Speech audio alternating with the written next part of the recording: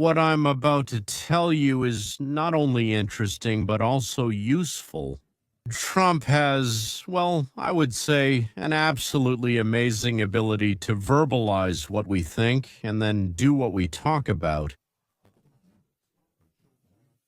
We talked about it among ourselves and never even dreamed that it would happen. If you have never been stunned by Trump's actions before, now is the time to be stunned in a good way.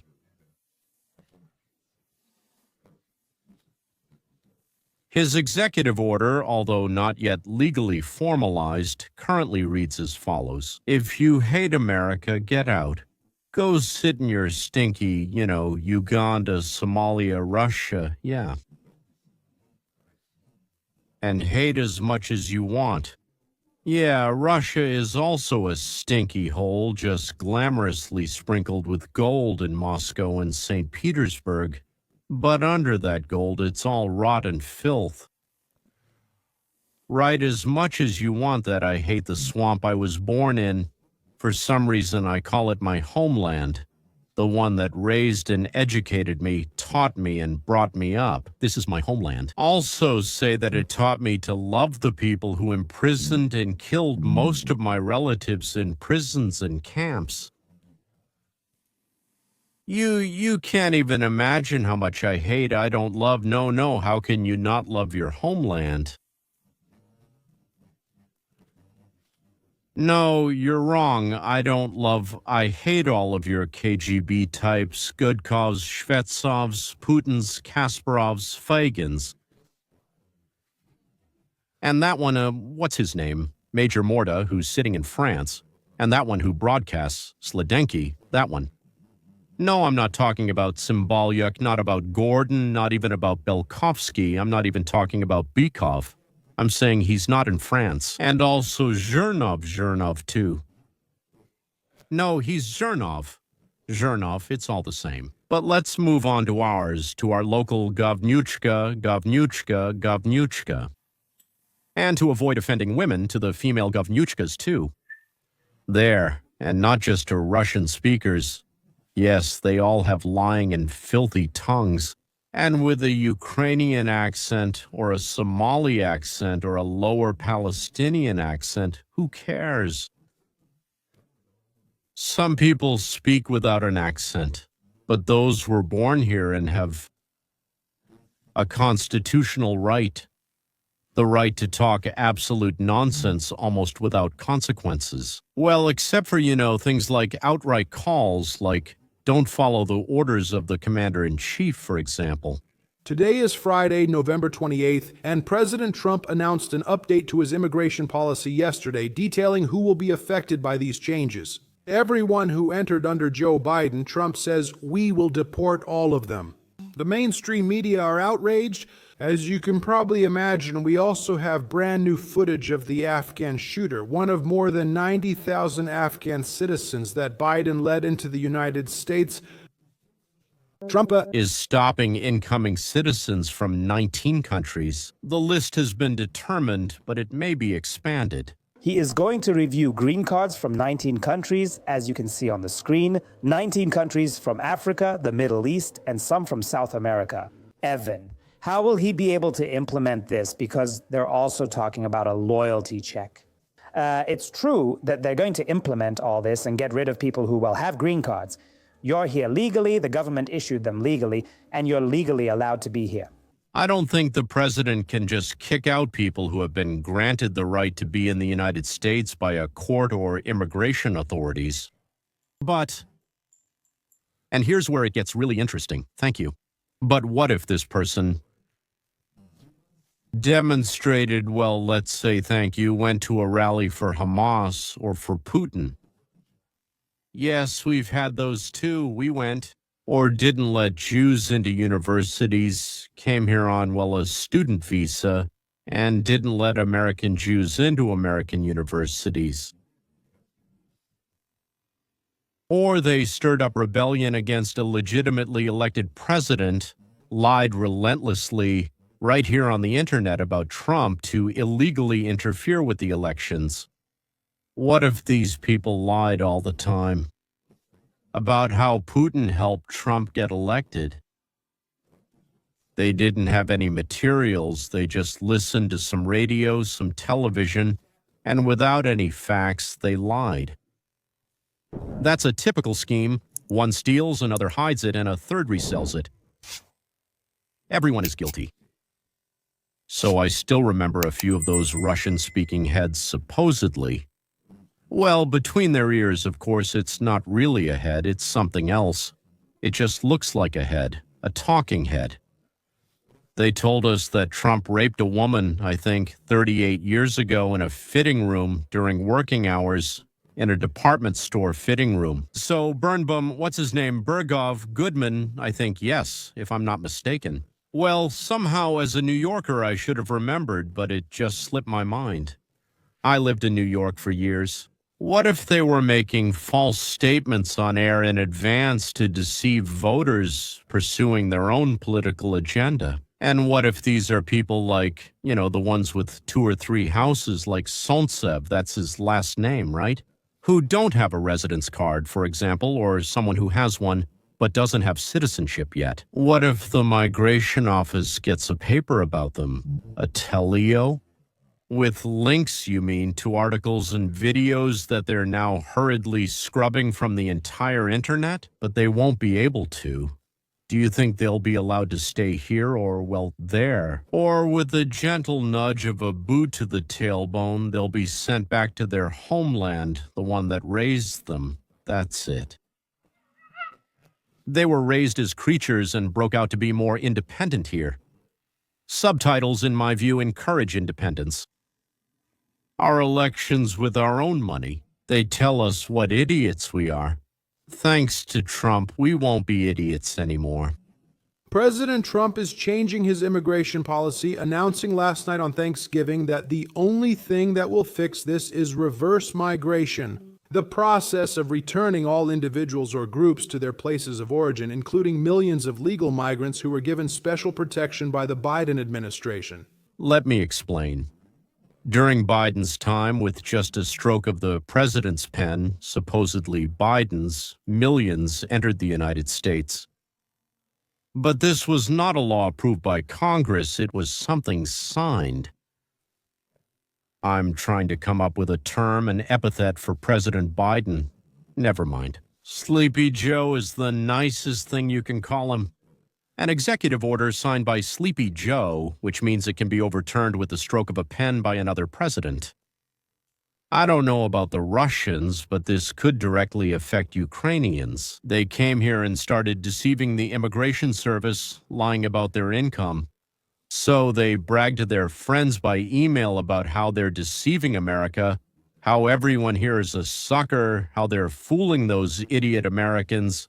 And they wrote nasty things about America on social media. And now go back home, guys, because we didn't let you in here so you could mix your crap into our tea.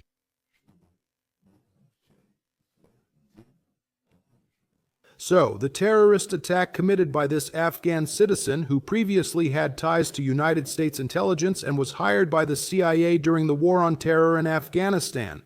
The shooter, who entered the United States during the Biden administration's Operation Allies Welcome when thousands were brought over. More than 90,000 Afghans into this country, mostly young Afghans with minimal screening. The White House claims that some of them, in their opinion, were trained terrorists, clearly furious about what happened, considering that it could have been prevented. If these people hadn't been here in the first place, this wouldn't have happened. Trump says we're no longer taking their people. In fact, he's saying we're sending them all back. They all need to leave. Trump posted his 1000th SF True Social last night. I'm not going to read the whole thread. Most of it leads up to his new immigration policy. He explains why it is, why it's necessary, justifying why he has to do it. The important part, however, says, I will permanently suspend migration from all third world countries so that the United States system can fully recover. Stop all the millions of illegal entries under Biden, including those signed by Sleepy Joe's pen, and deport everyone who doesn't benefit the United States or isn't capable of loving our country. Wrote Trump, I will deport everyone who... everyone who is brought in without proper screening, and everyone, listen, who is not able to love our country, to love not Trump, not ideology, not, I don't know, politics.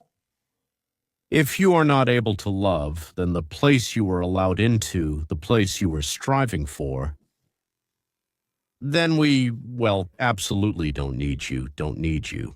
I can translate these words into several languages so that it's clear. So, reverse migration, that is, as they say in a smart way, re-immigration. Or simply put, just leave here, go back where you came from as quickly as possible. We don't like you. Well, then you have absolutely nothing to do here, buddy. Hate us from your stinky hole you ran away from. Well, you couldn't appreciate the gift you were given, so go the hell back. Will the Democrats resist? You bet they will. All their lawyers, politicians, judges, all their underground secret organizations will rise up now. I made the subtitles because this is the end, their end. This isn't even a sunset, guys. It's not a sunset. This is the death of those who hate our way of life, our morals, our freedom, and our rights. This is the freaking end of collectivism. And they will do anything. Subtitles. They will do anything to survive. Anything. Anything. Federal benefits and subsidies for non-citizens, revoke citizenship from migrants who disrupt peace and deport foreigners posing security risks or incompatible with Western civilization. These goals will be pursued with the aim of significantly reducing illegal and problematic population groups, including those admitted through unauthorized and illegal rubber stamp approval processes. Only reverse migration can fully correct this situation. Happy Thanksgiving to everyone except those who hate, steal, kill, or destroy what America stands for. You won't be here for long. I don't know how Trump will clean up America faster than what has been happening over time. Well, let's call it the first year, right? Even though the year will actually be at the end of September, or rather at the end of January, September. But this will bring him the love of millions who thought the same thing but didn't dare to say it, didn't dare to say, get out. That's what we voted for. That's what I voted for. I thought that's how it was all this time, but it turned out not to be. You can't just say, send legal migrants back to the millions of people that the Biden administration brought here. They gave millions of these people special protection, whether it's temporary protected status protection or special visas, so technically they're not illegals. And that's not right, folks. It's not right to say that they should go back too. For 10 months now, the Trump administration has been forced to go along. They were forced to say that only violent illegal criminals should be deported. Do you hear when Joe Rogan says this, giving into the crowd, saying, why is immigration and customs enforcement going to Home Depot? Why are they deporting illegals who don't work at Home Depot? I thought they were supposed to go after criminals. Yes, Joe, that's right. They're at Home Depot looking for a criminal foreigner. Although they should be detaining everyone who arrived under Joe Biden since they're illegal. Seriously. All these executive orders and special protections were signed by Biden officials with an auto pen on behalf of the president. That's why today Trump canceled all auto pen orders. Trump published this literally a few minutes ago. Any documents signed. That's not true. That's not true. That's true. That's true. That's true. That's true. That's from and from L.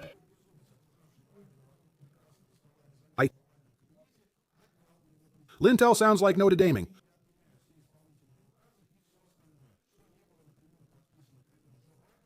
And the people who operated the autopen did it illegally. Why should we obey and follow illegal orders? Why should our lives get worse just because a few bastards decided to profit at our expense? It seems to include Soros, Obama, the Clintons, and that whole pack around Biden who, by the way, compared to the rest, is just a petty thief, almost a pickpocket. What has happened in the last 36, 48 hours has literally changed everything in our country. A 20-year-old American hero is dead, shot on the streets of our nation's capital by someone who shouldn't have been here. And President Trump has just made what may be the most significant statement of his entire presidency, and it is once again uniting his entire coalition. We have breaking news about who is behind the Afghan shooter, Romanullah Lakonval, who was seeking asylum and ambushed our National Guard on American soil in Washington, District of Columbia. Mainstream media keep asking, why is that? Why did he do it? Desperately trying to blame Trump misses the point. We all know why he did it. Let's be honest. He hates America. He hates everything that America stands for, first and foremost. Why he did it is not the question. The main question is who paid him to be here? Who gave him a roof over his head? Who paid for his life? Whom someone vouched for Donalda saw, someone brought him here, someone reported that he passed all the checks. And he is not a threat to our country's security, not at all. Who is it? And was he wrong? Well, maybe they were. Or was it intentional, deliberate? Action. The Economic Times reports that Stanley and Valerie Crichton are a wealthy couple living in a $3 million home in Bellingham, Washington. They are the ones who took in this alleged shooter, so apparently they vetted him themselves. Or at least that's what they thought. Apparently they were, well, typical bourgeois liberals. And they started raising funds for him, collecting money from friends to support someone who would later open fire on our soldiers in uniform. They called him a hero, vouched for him. And essentially what they were doing, whether they realized it or not, was serving as foot soldiers in the open borders agenda. They willingly invited danger into their own elite neighborhoods, patted themselves on the back for being progressive and tolerant. And then, I don't know, they probably look away when the inevitable happens. Uncertain, subtitles by Dima Torzak. But let's think that they did it out of foolishness, not out of malice. But there were also those who did it to harm us, you and me specifically.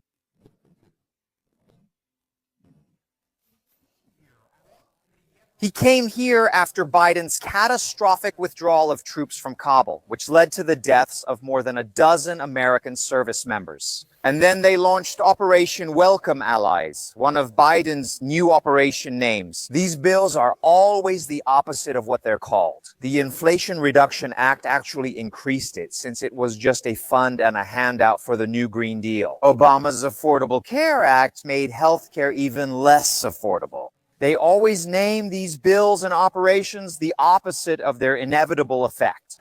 So they called this one Operation Welcome Allies, and this Afghan citizen was supposed to be an ally. That is, everyone who helped us in Afghanistan. Maybe because they thought the Taliban, the Islamists, weren't killing infidels enough or effectively enough. That is, people like you and me, without checking, without finding out, without fulfilling their main duty to protect.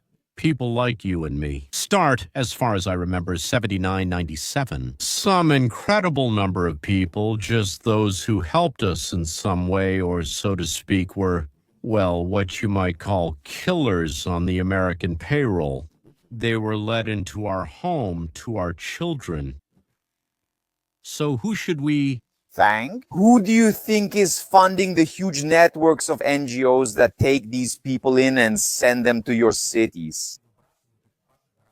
That, of course, is none other than the machine of George Soros, Democrat George Soros, right? There are reports that the Justice Department is finally investigating Soros's open society funds for financing groups linked to domestic extremism. But it goes much deeper. The entire infrastructure that brings people like Lakonval to the United States, lawyers who go to court to keep them here, nonprofits that pay their rent, lobbyists who wrote the policy for the Biden administration. It turns out all this infrastructure is floating in shadow money. So billions of your tax dollars and hundreds of millions in dark money have created what they call the refugee industrial complex. They're profiting from the chaos, right? That's what we found out with United States Agency for International Development. Do you remember when DOZH revealed it? What DOZH revealed was how NGOs use their supposed humanitarianism as a cover to just launder themselves in leftist activities. And all that money, they finance the movement of all these refugees. And when one of their projects turns violent, they clean up the website and delete the fundraising pages, hide, and do everything possible to shift the blame onto others. While the Crichtons raised a few $1,000, this Soros-sponsored network has spent billions to keep our borders wide open to threats like this.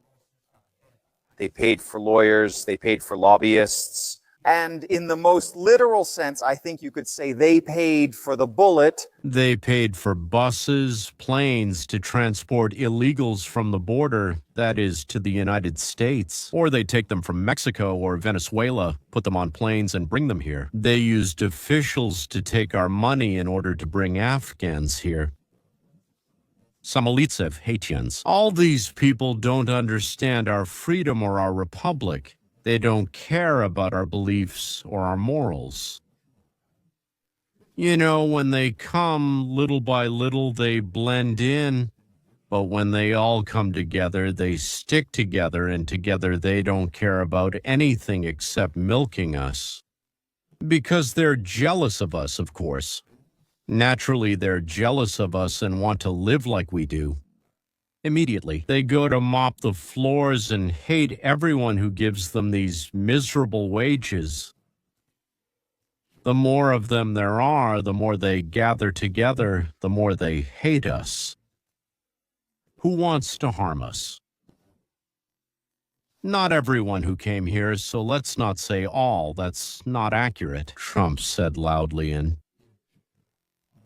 Here's a recent list of countries banned from entering the United States published in the last 24 hours. As I said, this appeared in the last 24 hours starting from today, November 28, 2025. Let's take a look at the latest headlines so you can see for yourself. Trump promised to permanently stop migration from third world countries after the shooting incident involving the National Guard. The president urged reverse migration in a long Thanksgiving Day social media post, saying he wants to deport anyone incompatible with Western civilization. This happened in the wake of the death of a National Guard member after a shooting in Washington, District of Columbia. The British Broadcasting Corporation published this just 4 hours ago. The suspect in the National Guard shooting will be charged with murder. Will Trump halt immigration from developing countries? And in addition to that, Trump called the reporter stupid during a tense conversation and a suspect in the murder of a National Guardsman. A lot of tense moments are happening, and just 42 minutes ago, since the recording, Trump has been overturning all of Biden's executive orders signed with a pen. And we hear that this makes up about 93% of all of Biden's executive orders made with a pen. Trump is canceling many of these actions. He's also enforcing reverse migration, and his travel ban is now back for other countries, especially those opposing the United States. He says, "You're not welcome here." We will not allow a repeat of the events in Washington, District of Columbia on the eve of Thanksgiving, that shooting at the National Guardsman. It was done by an Afghan nationalist. They say it should... Stop. Good afternoon, Vicky. Here, the administration has identified 19 countries of concern regarding immigration, and they are from all over the world. Afghanistan is definitely part of this group, and the president has already stated that he wants broader screening of all Afghans who arrived in the country under the Biden administration. But that's not all. Iran, Cuba, Venezuela, and other countries around the world where there have been hostile relations with the United States, Russia, and Ukraine. As you can see, the list doesn't include but only Afghanistan, Cuba, Venezuela, Iran, Haiti, Kazakhstan. That would work. Green cards, of course, require registration with the federal authorities. So the United States contacts green card holders, and what kind of screening they will undergo, we don't know yet. But these green card holders from those countries can expect additional screening or questions from immigration officials. So that's where we'll start. The president responded to the shooting in Washington where a guard was injured, and the fact that the suspect is an Afghan citizen who was granted asylum and who arrived in the country under a Biden-era program and then received approval for that asylum during the Trump administration. And the White House says this was something they couldn't prevent because of the requirements of Biden's program. That's why there's pressure on the former administration, or rather criticism of the former administration. So, at the very end of Biden's era, billions of our money were quickly sent out, distributed to various accounts and causes, and millions of absolute barbarians, potentially internal enemies, were brought in. They were brought here to our country. A law was passed that makes it almost impossible to deport them. They can't be deported once they enter. They entered and were unchecked without any control. There were many of them, and they arrived on big planes, and it was a disgrace. And if you look, you'll see that a law was passed that almost doesn't allow them to be let in or certified. So to speak, as soon as they arrived, they came in, they had to. And honestly, it was all a mess. The whole situation in Afghanistan was a mess. It shouldn't have happened at all. If we were leaving, we would have left because I had everyone ready. We would have left with strength, dignity, and precision, leaving Bagram, and we would have kept Bagram. By the way, because of its very close ties with China, and where do they make their missiles? But when you allowed people to come by the thousands, and thousands, they made a terrible mistake, but they were... Trump decided not to say that it was done to weaken America. He decided to say that they made a mistake that was terrible for us in its consequences. What is important to us? What should be incredibly important for those who are in the United States without citizenship? So the president is doubling down, stating, "I will permanently suspend immigration from all third world countries to allow the United States system to fully recover. I will stop all of Biden's illegal admissions, including those authorized by him, and deport anyone not clearly benefiting the United States." I know I've already played you this clip, this message, but I want you to understand exactly what Trump is saying. We are deporting from the country all those who are not bringing anything to the United States. Value. Let's take a closer look. But what if you are bringing harm to the country? Well, for example, you lie on air, you incite riots, you lie about what's happening. Are you harming Pulse United States of America by doing this? Or are you not harming Pulse United States of America if you're causing harm instead of benefit? What will they do to you? The answer is you will be expelled from the country that is tired of hearing how terrible we are. And this comes from people whom we have sheltered and to whom we provide the means to live. By the way, instead of, spending them on ourselves and on our own children, keep your opinions to yourselves, and over there you can criticize absolutely anyone you want. If, of course, you dare to talk about Putin, for example, the same way you rant here about Trump. The president says he will end government benefits for non-citizens, revoke citizenship for migrants he claims disrupt peace, and deport foreigners who are a threat to security. Do you know what denaturalization is? It's basically the revocation of citizenship. Many people thought it was impossible, but not the kind of citizenship you get by birth. I don't think it can be resolved, though anything is possible. But the one that is given to us after we apply for it, what is called naturalization, about getting the right to be a citizen of the United States. No one was obligated to give it to us. We asked for it of our own free will. We were given it. And now let's listen to the person who will lead this cleansing of America. The son of Cuban immigrants, Senator, now Secretary of State Marco Rubio. When someone is introduced to me who is clearly a supporter of a foreign terrorist organization, we will expel them from the country. You won't be here. It's simple. What kind of foolishness, what kind of absurdity is it to invite such people into your country so they can participate in movements that terrorize students, destroy and shut down campuses? In America, our campuses didn't operate for weeks. People didn't go to classes. Have we gone crazy? What other country would allow this? We shouldn't. Allow it. What defines free speech? And if you come to this country and express ideas supporting terrorism, should your green card be revoked? Watch this conversation with Ben Shapiro and Marco Rubio discussing this. Let's watch together and then we'll discuss it. But first, click the subscribe button up there in the corner. We want to stay in touch. Check it out. This is a big move by the State Department. Your actions there differ greatly from your predecessors. This includes measures to expel supporters of terrorism from the United States, not just those who say bad things, but those who actually support terror, whose actions help real terrorist groups. I wanted to give you a chance to explain the State Department's approach to, for example, student visa holders and what standards are used to decide whether they stay in the United States or have to leave. Opponents of the administration argue this violates free speech, saying people have the right to speak freely. That's not the administration's argument. They're not trying to suppress free speech. You're trying to stop something else. Gentlemen, I left this clarification for the end because it's important for our understanding of the new policy or the new criteria of the government regarding those who come here and offer their support.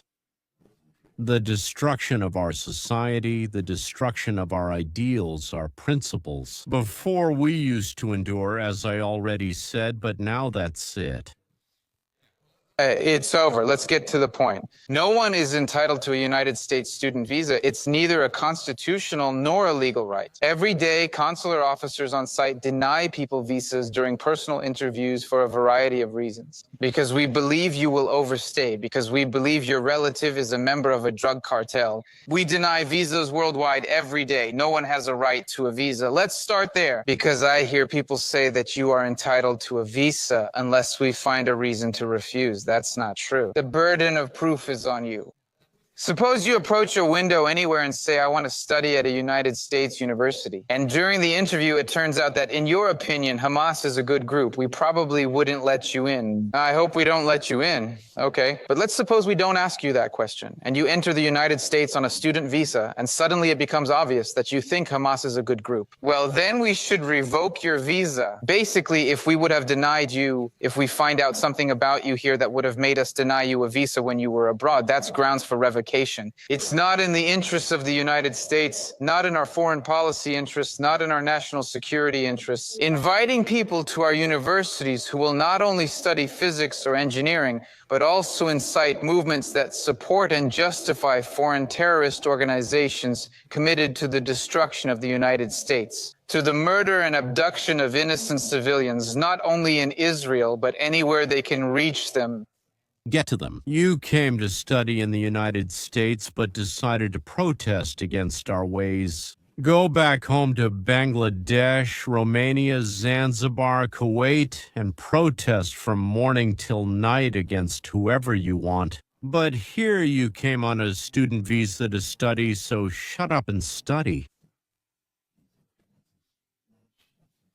And we will check whether you spent the last 4 or 5 years studying or undermining the foundations of our... We may deny visas before arrival or revoke them if we believe your presence threatens our national interests, security, or foreign policy. And that's what we intend to do. Other student visas can be revoked for reasons unrelated to us, like when someone on a student visa is caught driving under the influence. I don't know, that's the Department of Homeland Security, not us. But not everyone knows that if you commit a crime in the United States, you automatically lose your visa. Before, there was no enforcement or cross-checking between systems. Now that's started. Doing it. Previously, if you had a United States visa, meaning you weren't a citizen, and you drove drunk, you were tried. Something was done to you, but you weren't deported from the country. But now they will. And they will check previous years to see if you did anything that people who came here temporarily absolutely shouldn't do, because we already have too many of our own like that. Well, let's say you beat up your girlfriend, for example, or stole a nice sweater from a store. Goodbye, monomer. And many opponents of the administration make a stronger argument that, essentially, if you get into the United States, you are automatically entitled to permanent status in the country. And this is seen everywhere. From the Trump administration's efforts to revoke temporary protected status for those who arrived under Biden, to opposition against Homeland Security or the State Department acting on tens of millions of possible illegal immigrants brought in by Biden. There's a strange assumption that everyone on Earth has the right to enter the United States and gain permanent membership. Society, I think that's why we've had an immigration crisis. And they all claim so. We believe immigration laws are necessary, but anyone who makes it into the United States, even illegally, should be allowed to stay. I think that this approach, which shows itself in these cases, explains why 12, 13, 14, even 20 million people have entered the country illegally in recent years because of this kind of thinking. We have immigration laws, but they're not enforced. As soon as you get in, you're allowed to stay here indefinitely, and we have some sort of obligation to accept you in the country. This mentality, driven by incentives, caused the crisis. And people know it. Many believed, often rightly, that under Joe Biden, crossing the border meant they could stay. Over 90% of the time they were right, so more people came. There's a reason no one comes now. One problem I'm currently facing with Central America and the Western Hemisphere is turnbacks. Many were coming here, but once they realized how serious Trump was, they turned back. Now these countries complain they're stuck with us. But you enabled their transit for years, so now they're your responsibility. But that's really happening. Why? Because there are no more incentives to come. There are no incentives to come. It was successful. This is the safest border we've had in my lifetime, if you just think about it. And it's not just that there are people there, but because they're not coming anymore. Knowing that the president takes our immigration seriously. Laws, well, I hope that's clear. The legal side is still unclear, but the administration's goal is to kick out of the country everyone who came and is breaking our laws or is engaging in agitation, supporting organizations, ideas, ideologies that are hostile to the United States of America. Why do we need you here? You can support whatever you want at your own home or anywhere else, except here in our home. You will not support this. So when you come to our home, please follow our rules. Or get out, please. You have a choice. No one is forcing you to do anything. If you don't want to, just go home. Personally, I like this idea. I like it. Do you feel it? That's why I'm telling you that I like it. If you want to get important content on time, subscribe and click the bell. As it turns out, this is very important. And every day you'll get the main news from the United States of America and everything related to the United States of America. Thank you, thank you.